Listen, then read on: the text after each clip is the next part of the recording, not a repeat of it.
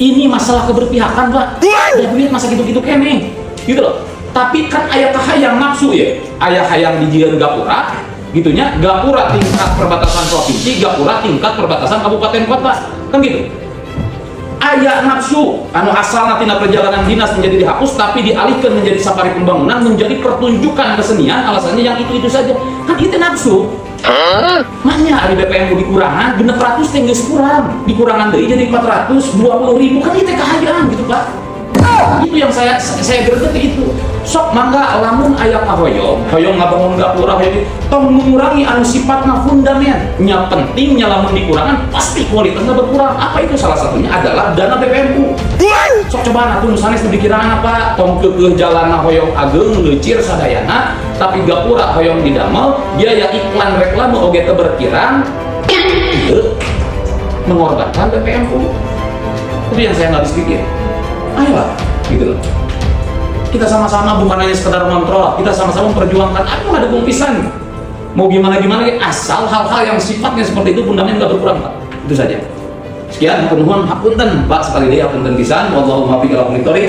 Wassalamualaikum warahmatullahi taala wabarakatuh. Oke teman-teman, ini fraksi PKB ini yang dari dulu selalu menggiring opini bahwa Kang Deddy itu tidak peduli terhadap pendidikan, dari mulai penghapusan hibah pesantren sampai pemangkasan anggaran dana BPMU atau bantuan pendidikan madrasah universal.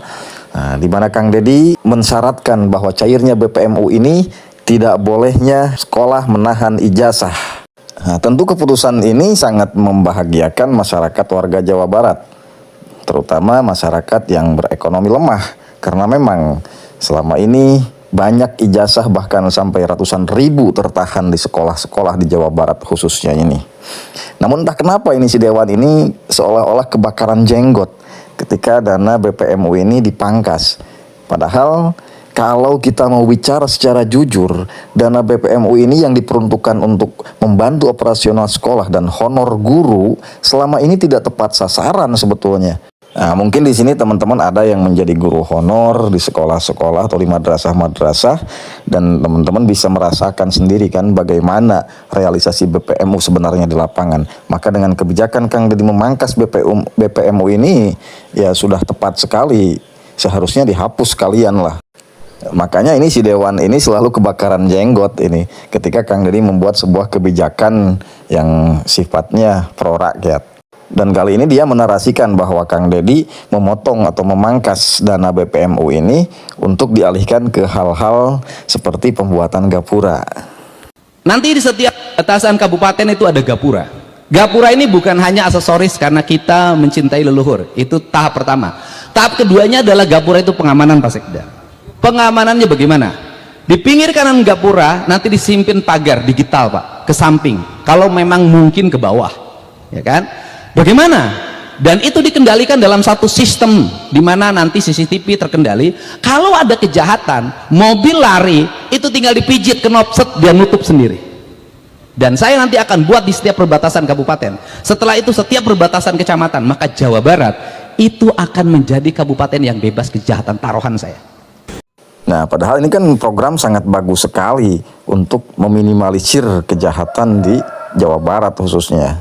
Nah, namun Dewan ini ya terus kebakaran jenggot. Entah apa ini yang ada di pikirannya ketika dia mendengar bahwa BPMU akan dipangkas. Nah, dengan narasinya seolah-olah membela pendidikan, dia terus menggiring opini masyarakat bahwa Kang Deddy tidak peduli pendidikan. Dan sebelumnya diketahui dia pun pernah menggiring opini tersebut. Bantuan pendidikan menengah universal terkait seperti apa alurnya, teman-teman bisa search lah di Google ya zaman sekarang mah. Angka dari pemerintahnya juga sudah saya posting seperti apa.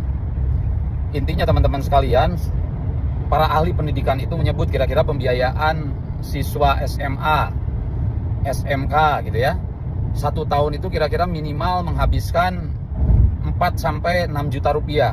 Itu normal, standar terkecil, terendah.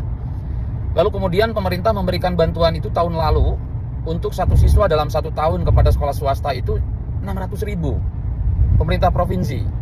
Nah, untuk tahun sekarang 2025 ini diturunkan yang asalnya 600.000 itu kira-kira jadi sekitar 550.000. Sudah mah BPM UT diturunkan gitu loh teman-teman. Terus BPM UT menjadi syarat ketika pencairan itu harus menyerahkan ijazah yang masih tertahan. Itulah kira-kira yang sampai saat ini teman-teman di sekolah-sekolah swasta itu masih menghubungi, masih mencurahkan kondisinya, masih ngeluh lah kalau bahasanya. Ini kira-kira gimana dengan kebijakan pemerintah yang seperti ini? Nah, teman-teman sekalian, terbayangkan bahwa udah mah pendidikan teh kurang, biaya pendidikan tuh. Terus kemudian BPMU yang sekarang itu, bantuan biaya pendidikan yang sekarang itu kan untuk kebutuhan murid yang sekarang belajar ke depan. Sedangkan kondisi ijazah yang tertahan tunggakan itu kan, itu adalah siswa-siswa yang sebelumnya. Kebayang kan ngatur keuangannya gimana gitu. Untung kalau misalkan teman-teman sekalian sekolah swasta yang memang besar yang. Jadi teman-teman jangan menilai semua sekolah swasta itu agreng besar yang punyanya pada kaya. Enggak, teman-teman dicek deh. Sekolah-sekolah swasta yang di daerah itu ya Allah ya Karim gitu ya. Itu tuh kebayang nggak dia menghonor gurunya, guru yang bukan PNS gitu tiba-tiba maaf ya bayaran sekian baru segini, tolong ditunggu, mudah-mudahan nanti seminggu kemudian atau bulan depan ada yang nebus ijazah gitu. Terus seperti itu, ada yang kebutuhannya misalkan ke material, bekas ngebenerin apanya, ngutang lah intinya. Jadi mereka juga punya punya hutang keluar itu, dan mereka mengharapkan dari pembayaran tunggakan yang ijazahnya masih tertahan.